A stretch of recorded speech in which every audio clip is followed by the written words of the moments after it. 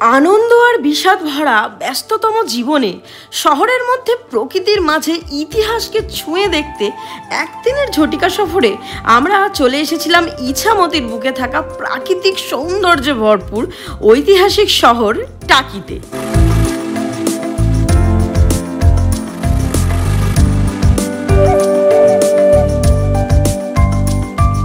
ভারত বাংলাদেশের প্রান্ত সীমায় থাকা সত্ত্বেও যে শহরে কোনো জনঝঞ্ঝাট নেই অতিরিক্ত কিছু পাওয়ার লালসা, তবে যেটা রয়েছে সেটা হলো না জানা না চেনা মানুষের নিজের করে নেওয়ার এক অদ্ভুত আতিথেয় ক্ষমতা। রয়েছে হাজার বছরেরও বেশি পুরনো ইতিহাসের সাক্ষী বহন করা এক রাজবাড়ি, যেখানে আজও কিন্তু প্রতি বছর মা দুর্গা পান্তা ভাত আর কচু শাক খেয়ে বাবা মহাদেবের কাছে ফিরে যান। তাহলে চলো, আমি লীনা ওরফে পুটুস তোমাদের সবাইকে স্বাগত জানিয়ে আমার আজকের এই ট্রাভেল ব্লগটা শুরু করি। Good morning. জুলাই মাসের একটা রৌদ্রোজ্জ্বল দিন, আর এই দিনে শুরু করছি আমরা একটা নতুন ব্লগ দিয়ে। আমাদের রথ এখন ছুটে চলেছে বাসন্তী হাইওয়ে ধরে, আর আমরা পঞ্চ পাণ্ডব এখন কোথায় যাচ্ছি, যারা এই ভিডিওর টাইটেল আর থাম্বনেল দেখে ঢুকে পড়েছো তাদের কাছে বোধহয় গেস করাটা খুব একটা কষ্টকর না। আগে হ্যাঁ, আমরা চলেছি টাকির উদ্দেশ্যে। আপামর বাঙালির কাছে একদিনের ঝটিকা সফরের অন্যতম প্রিয় ডেস্টিনেশন বললে বোধহয় ভুল হবে না। আমরা ওখানে স্টে করছি না আজকে, আমরা একদিনেই চেষ্টা করব টাকি শহরে যতটা কভার করা যায়। আর শুধু দেখা না, সাথে সাথে আমাদের সাথে থাকবে প্যান্থার আর হেডউইক, আর তাদের চোখ দিয়ে টাকি শহরটাকে আমাদের মতো করে তোমাদের কাছে তুলে ধরার একটা চেষ্টা করছি।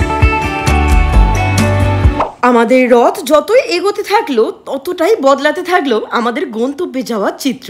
আহা, শুধুই সবুজের সবুজ, শান্ত স্নিগ্ধ বাতাস আর সাথে চরম লেভেলের এক্সাইটমেন্ট। এটা মাতলা নদী বাসন্তী হাইওয়ে ধরে টাকি যাওয়ার পথে পড়ে, তবে টাকিতে আসার কিন্তু সবচেয়ে সোজা রাস্তা হলো শিয়ালদা থেকে হাসনাবাদ লোকালে উঠে হাসনাবাদ বা টাকিতে নেমে একটা টোটো বুক করে নেওয়া। টোটো ভাড়া পড়বে ওই 1100 টাকার মতো, তবে তোমরা চাইলে এখান থেকে কিন্তু 20 টাকা দিয়ে টাকি রাজঘাটে গিয়েও টোটো বুক করে নিতে পারো টাকি সাইট সিইং করার জন্য। একদিনের টাকি সফরে ঘুরে দেখার জন্য 15টারও বেশি জায়গা কিন্তু এখানে রয়েছে, সাথে এখানে সস্তায় থাকা আর খাওয়ার জায়গা তো রয়েইছে। তোমাদের এই একটা ভিডিওতে আমি সমস্ত জায়গাগুলো কতটা ভালোভাবে ঘুরিয়ে দেখাতে পারি সেটাই কিন্তু হলো আজকে আমার কাছে চ্যালেঞ্জ। কি ভাবছো, এসেছিলাম আমাদের এই রথে, তবে এখন তাকে ছেড়ে কেন আমরা টোটো করে ঘুরছি এখানে, বলছি সবটা। তবে তার আগে বলা বাহুল্য, আজ দিনটা কিন্তু আমরা শুরু করলাম কালী মায়ের দর্শন দিয়ে।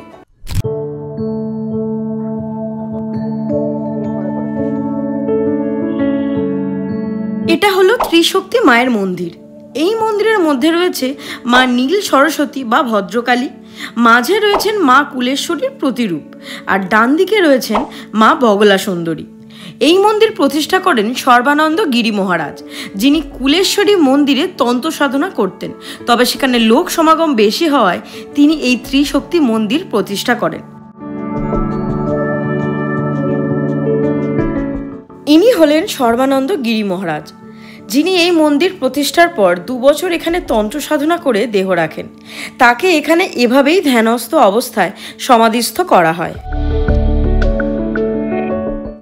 ত্রিশক্তি মায়ের মন্দিরের পর আমাদের দ্বিতীয় দেখার জায়গা হলো ঘোষবাবুর দুর্গা দালান।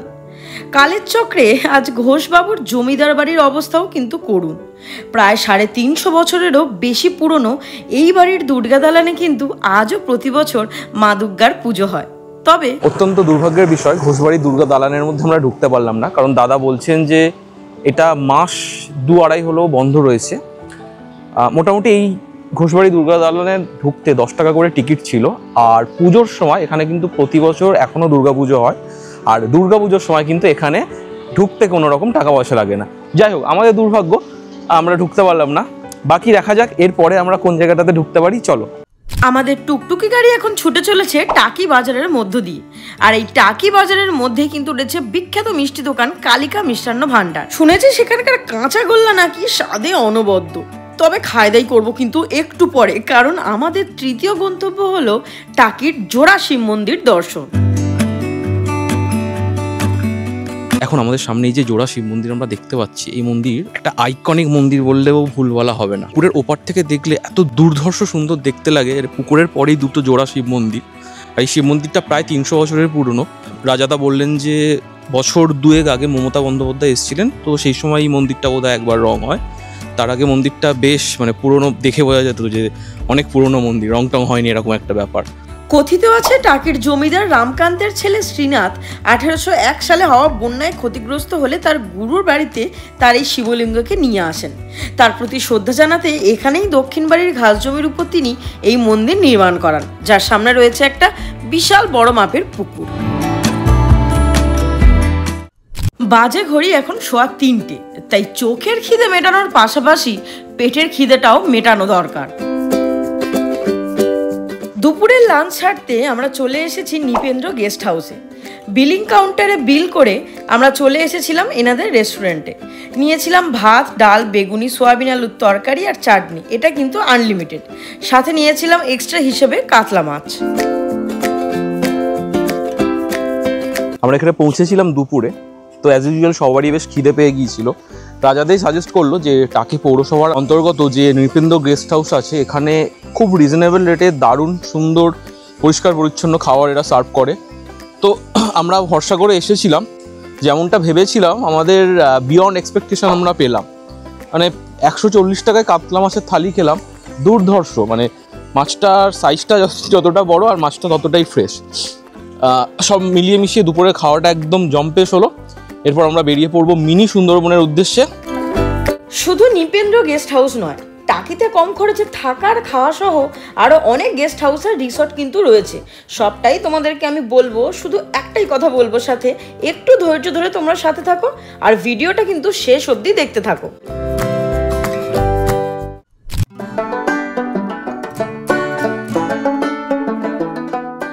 এ শহরের পরিবেশ আর 5টা শহরের চেয়ে একেবারে আলাদা, কারণ এ শহরের রাস্তায় আবার শিয়ালও দেখা যায় না। আছে এখানে কোনো গাড়ি ঘোড়ার অতিরিক্ত আওয়াজ, আর না আছে কোনো ধোঁয়া ধুলো জনসমাগম। তবে যেটা রয়েছে সেটা হলো ইছামতির 2 হাত ভরা হাতছানি। রয়েছে গ্রামের মতো কাঁচা পাকা রাস্তা, শুদ্ধ বাতাস, দুধারে সবুজে সবুজ গাছপালা, চাষের মাঠ, পাখির ডাক আর শান্ত নীরব পরিবেশ, যা প্রকৃত অর্থে মনকে শান্তি দেয়। আমাদের চতুর্থ গন্তব্য হলো টাকির অন্যতম আকর্ষণ মিনি সুন্দরবন দেখা। তবে এক্ষেত্রে কিছু ইম্পর্টেন্ট কথা বলে রাখি, আমি একটু বলে দিই। সেটা হলো মিনি সুন্দরবন যাওয়ার জন্য তোমাদের কিন্তু টোটো আসবে, এই যে বিএসএফ এর চেকপোস্ট আছে এই পর্যন্ত। এখানে থাকা বিএসএফ চেকপোস্টে তোমাদের আধার কার্ড বা ভোটার কার্ড জমা দিয়ে চলে যেতে হবে ওই দিকে। ওখান থেকে টোটো অথবা ভ্যানে করে তোমাদেরকে চলে যেতে হবে মিনি সুন্দরবনে, কারণ এখান থেকে মিনি সুন্দরবনের ডিস্টেন্স কিন্তু প্রায় 1 থেকে 1.5 কিলোমিটার। কি সুন্দরবনে গা ছমছম করছে? হ্যাঁ, তা লাগছে বটে। দারুণ দারুণ।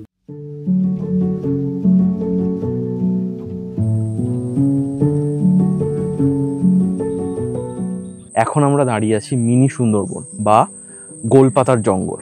এখন দেখো আমাদের সামনে এই যে গাছগুলো, এগুলোর নাম কিন্তু গোলপাতা গাছ, কিন্তু পাতাগুলো আদপেও গোল না। আমি জানি না এই গাছের নাম কি করে গোলপাতা হলো। আর একটা বিষয় তোমাদেরকে বলে রাখি, মিনি সুন্দরবন নাম হলেও এখানে তো বাঘ ভাল্লুক কিছু নেই, কিন্তু হ্যাঁ, তোমরা যদি এখানে এসে একটু উপলব্ধি করার চেষ্টা করো, দেখবে চারিদিকে অজস্র ঝিঁঝি পোকা আর নাম না জানা কত পাখির ডাক।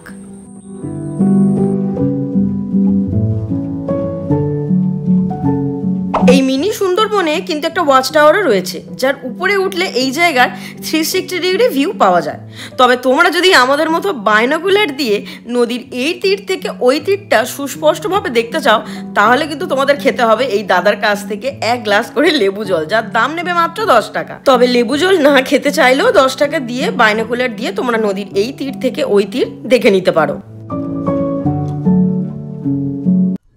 জানি না বললে তোমরা বিশ্বাস করবে কিনা, কিন্তু এই আলো আঁধারি ছায়া মায়া ভরা রাস্তা দিয়ে যেতে না আজ সত্যিই মনে অসম্ভব ভালো লাগছে। এই হলো আমাদের 5ম গন্তব্যস্থল, জেনারেল শঙ্কর রয় চৌধুরীর বাড়ি, যিনি ছিলেন ভারতীয় সেনাবাহিনীর প্রাক্তন সেনাপ্রধান। এখানকার বেশিরভাগ জায়গা, বাগানবাড়ির জায়গা প্রায় সমস্তটাই কিন্তু এই রয় চৌধুরী পরিবারের। আমরা এখন একটা বাগানের মধ্যে ঢুকছি, জানি না এটা জেনারেল শঙ্কর রায়চৌধুরীর প্রপার্টির মধ্যে পড়ে কিনা, গা ছমছমে একটা ব্যাপার। ওই দিকটা একটু দেখাই, দেখো পাখি উড়ে যাচ্ছে।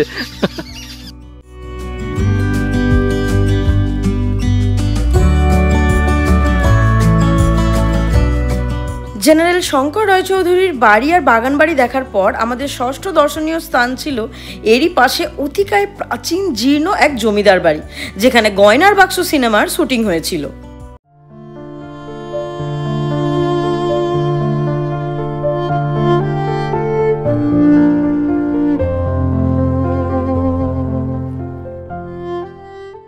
এই গাছটা রাজাদা বলছে এই গাছটার নাম হচ্ছে নট্টেশ্বরী, আমার জানা নেই। বলছে ফুলের মধ্যে শিবলিঙ্গের মতো থাকে।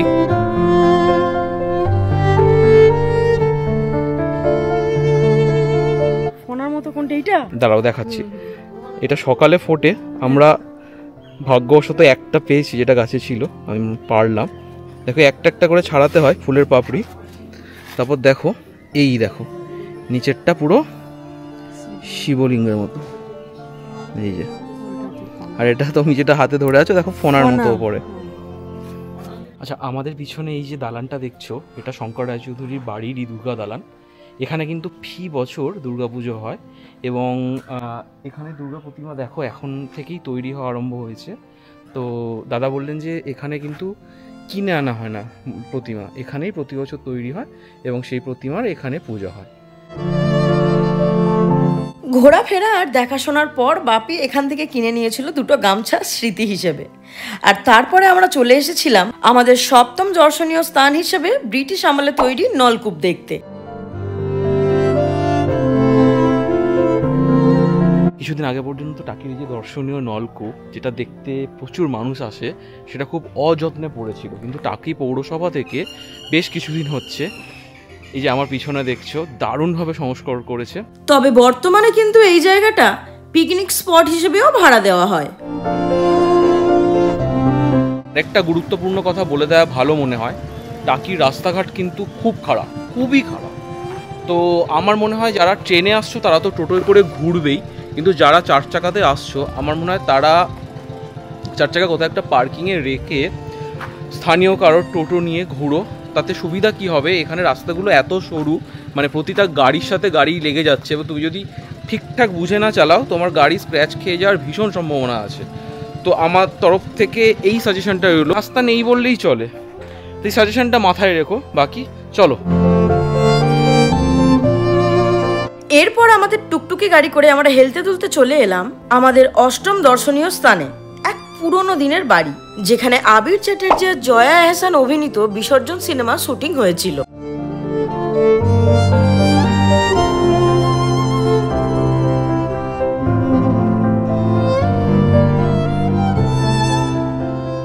তবে এখানে এসে প্রথমেই আমার কিন্তু নজর পড়েছিল এই বক্সগুলোর দিকে। প্রথমে আমি বুঝতে পারিনি, তবে জিজ্ঞাসা করে জানলাম যে এইগুলোতে নাকি মৌমাছির চাষ করা রয়েছে। পাশেই ছিল বিশ্রাম বাগান বাড়ি, যেটা হলো আমাদের নবম গন্তব্যস্থল। ভিতরে রয়েছে খুব সুন্দর গোছানো বাগান, পুকুর ইত্যাদি। তবে ভিতরে কাজ হচ্ছিল বলে কিন্তু আমরা ঢুকতে পারিনি।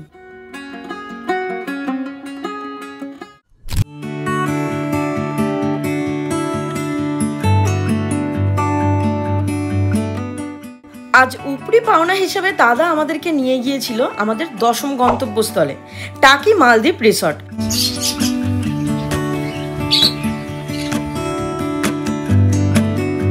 আমরা এখন দাঁড়িয়ে আছি মালদ্বীপ রিসর্টে। এখানে কিন্তু থাকা ও খাওয়া ছাড়াও বিভিন্ন রকমের অ্যাক্টিভিটিস তোমরা করতে পারবে। দেখো এই লিস্ট আমি তোমাদের সামনে দিয়ে দিচ্ছি, এই অ্যাক্টিভিটিসগুলো এখানে হয়। যদিও এই রিসর্টটা এখনও পুরোপুরি তৈরি হয়নি, অনগোয়িং, মানে এখনও তৈরি হচ্ছে, কিছু দিন এখনও পুরোপুরি তৈরি হতে লাগবে। তো আমি কথা বললাম, ওনারা বললেন যে এখনও প্রচুর অ্যাক্টিভিটিস এরা আর কি ইনক্লুড করবে এই রিসর্টে। এই মালদ্বীপ রিসর্ট, এখন তো আমরা আছি দিনের বেলা দাঁড়িয়ে, রাত্রেবেলা মানে সন্ধ্যেবেলা বা রাত্রেবেলা এখন অপূর্ব সুন্দর লাগে।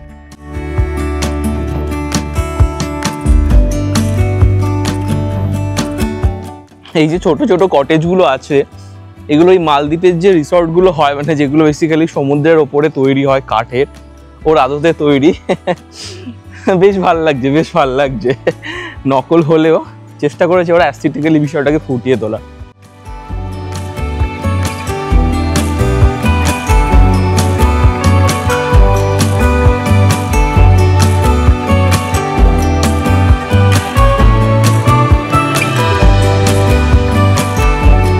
আর এই হলো রাস্তার অবস্থা, একে তো সরু, আর তার উপরে কোনো কোনো জায়গায় ইটের তো দেখাই নেই, মাটির রাস্তা। সেই কারণেই তোমাদেরকে বলছিলাম যে গাড়ি নিয়ে কিন্তু এখানে ঢুকতে পারবে না, এখান থেকে কোনো টোটো নিয়ে ঘোরাটাই তাই কিন্তু বুদ্ধিমানের কাজ। কেমন লাগছে টাকিকে? খুব সুন্দর লাগছে, ওই দেখা যাচ্ছে বাংলাদেশ আর এইদিকে আমি, যেন মনে হচ্ছে বাংলাদেশ কি কাছে।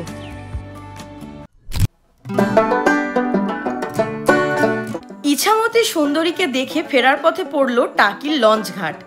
এখান থেকে তোমরা চাইলে লঞ্চে করে ইছামতির বুকে ভেসে বেরিয়ে মোহনা অবধি ঘুরে আসতে পারো। লঞ্চে যেতে দাম দর কেমন পড়বে তোমাদের সুবিধার জন্য আমি সবটা লিখে দিলাম।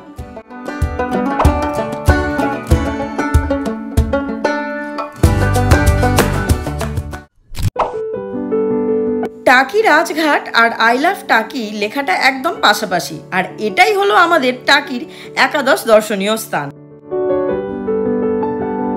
এখানে রয়েছে একটা ওয়াচ টাওয়ার, আর বসার জন্য কিন্তু অনেক সিট। ইছামতির পাশে বসে সুন্দর বাতাস খেলে মন কিন্তু তোমাদের ভরে যাবে। আর না হলে এখানে পেট ভরানোর মতো কিন্তু প্রচুর ফাস্ট ফুডের দোকানও রয়েছে।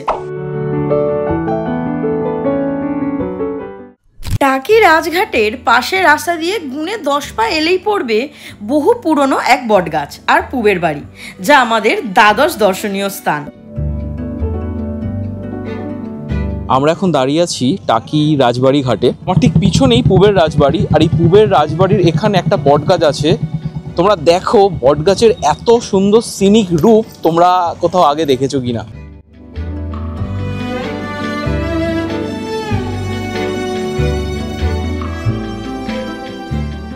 কি দুর্ধর্ষ লাগছে না? আরেকটা কথা বলে রাখা ভালো, টাকিতে মূলত সাইট সিনের জন্য 2 জায়গা থেকে তোমরা টোটো রিজার্ভ করতে পারো। 1 টাকি স্টেশন, আর 2 এই টাকি রাজবাড়ি ঘাট। এই 2 জায়গা থেকেই মূলত টোটো রিজার্ভ করা যায় টাকি সাইট সিনের জন্য। ওই 100 টাকা কম বেশি হয় সিজন অনুযায়ী আর কি। স্টেশন থেকে তোমরা যদি টোটো রিজার্ভ করো স্টেশন টু স্টেশন 100 টাকা বেশি নেয়, আর রাজবাড়ি ঘাট টু রাজবাড়ি ঘাট 100 টাকা কম নেয়।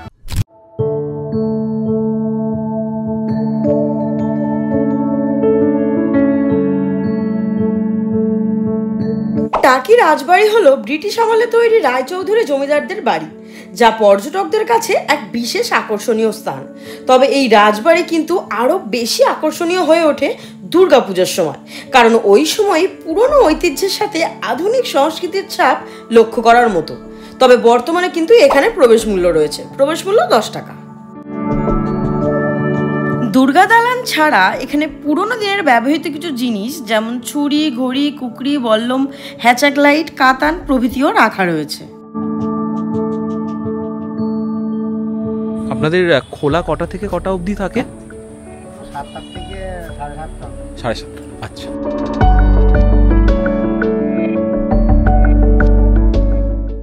ত্রয়োদশ দর্শনীয় স্থান দেখার পর আমরা চলে এসেছিলাম তারপরের গন্তব্যস্থলে। ইনি হলেন টাকির কুলেশ্বরী মন্দিরের মা কালী, যিনি খুবই জাগ্রত। মানে টাকি নিয়ে অল্প কথায় যদি সাম আপ করি, অনবদ্য পয়সা ওসুল। মানে এত কম সময়ের মধ্যে আর এত কম টাকায় এতগুলো সুন্দর সুন্দর স্পট তোমরা কভার করতে পারবে, এটা বোধহয় টাকি ছাড়া আশেপাশে আমাদের কলকাতার আশেপাশে অন্য কোথাও সম্ভব না। মানে আজকে আমরা প্রায় 15-16টা স্পট দেখলাম, আরও 5-6টা স্পট আমরা দেখতে পারতাম, কিন্তু যেহেতু আমরা অনেক দেরিতে ঢুকেছি আর সময়ও হয়ে এসছে, মানে প্রায় অন্ধকার হতে চললো, তো আমরা 5-6টা স্পট ফেলে রেখে আজকের মতো আমরা আমাদের টাকি ভ্রমণ শেষ করলাম। যাই হোক, তবে টাকি কিন্তু এই না যে আমরা এবারে এই আসলাম আর আসবো না বা এরম কিছু। টাকিতে আমরা ফেলে যাচ্ছি অনেক কিছু, অনেক না দেখা জিনিস যেমন ফেলে যাচ্ছি, তেমন একটা অদ্ভুত ভালো মানুষের সাথে আলাপ হলো আজকে, রাজাদা। মানে রাজাদার কথা আলাদা করে না বললেই নয় বন্ধুরা। রাজাদাকে শুধু টোটো চালক বললে ভুল হবে, রাজাদা হলো একটা কমপ্লিট মানুষ। একটা ছোট্ট উদাহরণ দিই, আজকে রবিবার আর কালকে মায়ের সোমবারের ব্রত, মানে উপোস। তো তো মা ওই জন্য আজকে নিরামিষ খাচ্ছে। এবার বাইরে ঘাঁটাঘুটিতে মা বলেছে যে আমি বাইরে কিছু খাবো না, ওই ফল মিষ্টি বিস্কিট এগুলো খাবো। তো রাজাদা বলছে যে আমাদের বাড়িতেও তো আজকে নিরামিষ, কালকে শ্রাবণ মাসের সোমবার, সেই জন্য। তো তারপর থেকে রাজাদা অন্তত 30 থেকে 40 বার মাকে আর কি রিকোয়েস্ট করেছে আমাদের বাড়িতে চলুন খেয়ে আসবেন, আমাদের বাড়িতে চলুন খেয়ে আসবেন। এই যে আন্তরিকতা, এই যে ব্যবহার, এটা আমি মনে হয় না মানে অন্য কেউ মানে এত তাড়াতাড়ি এত আপন করে নিতে পারে।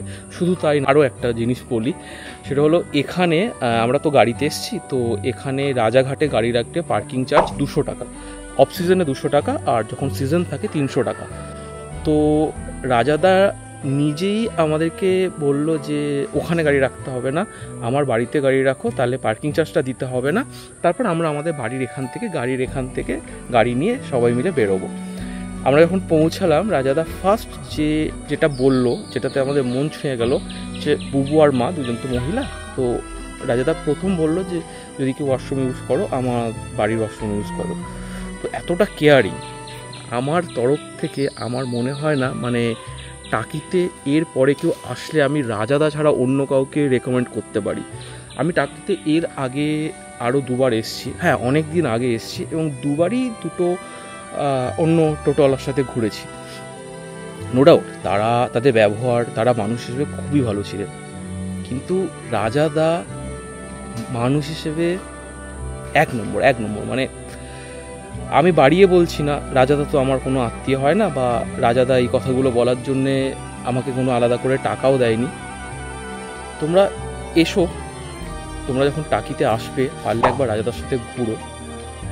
যদি আমি যে কথাগুলো বলছি এটা তোমাদের অতিরঞ্জিত কিছু মনে হয়, আমার কমেন্ট সেকশন খোলা রইল, ভুলিয়ে আমাকে যা নয় তাই বলো, এর পুরোপুরি দায়িত্ব আমি নিলাম।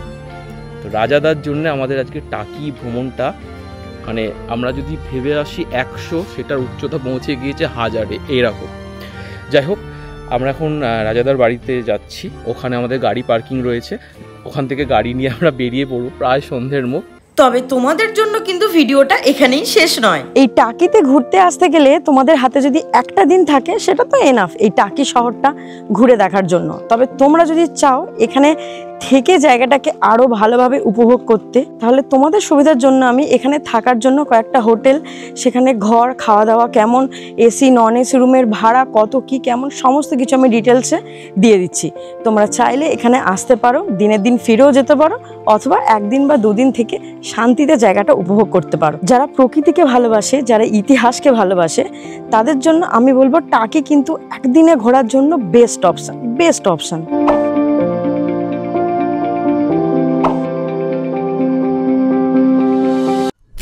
Video is not over yet. তোমাদের কি মনে হয় বাড়ি চলে এসেছি? হ্যাঁ, বাড়িতে এসেছি, নিজেরই বাড়ি বলা চলে, কারণ যে দাদার সাথে আমরা ঘুরতে এসেছিলাম সেই দাদার সাথে আমাদের এখন দাদা ভাইয়ের সম্পর্ক স্থাপন হয়ে গেছে। তো আমরা বাড়ি যাওয়ার আগে দাদার বাড়িতে এসেছি, দাদার ছাদ থেকে আমি ড্রোন ওড়ালাম। এখন আমরা সবাই চা আর পাঁপড় ভাজা খাচ্ছি, আর আমাদের সামনের দৃশ্যটা দেখাই, সবাই হুলিয়ে আড্ডা হচ্ছে সবাই। ওটা হচ্ছে দাদার ওয়াইফ, দাদা, আর ওটা হচ্ছে দাদার মেয়ে, আর ওটা দাদার বড় দাদা, দাদার ছেলে। এখানে বাবা মা কাকু সবাই বসে আছে। পাপড়টা কেমন? দারুণ না? পাপড়টা দারুণ লাগছে খেতে। সারাদিন পর এবার মনে হচ্ছে কিছু একটা খেয়ে শান্তি লাগছে একদম।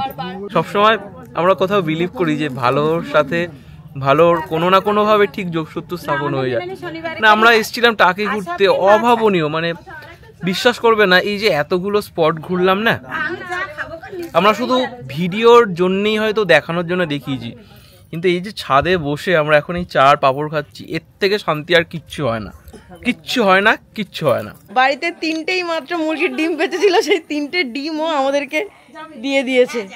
তো কি বলবো, সব জায়গায় অর্থ দিয়ে বলে না সব ভালোবাসা কেনা যায় না, এটাই হলো তাই।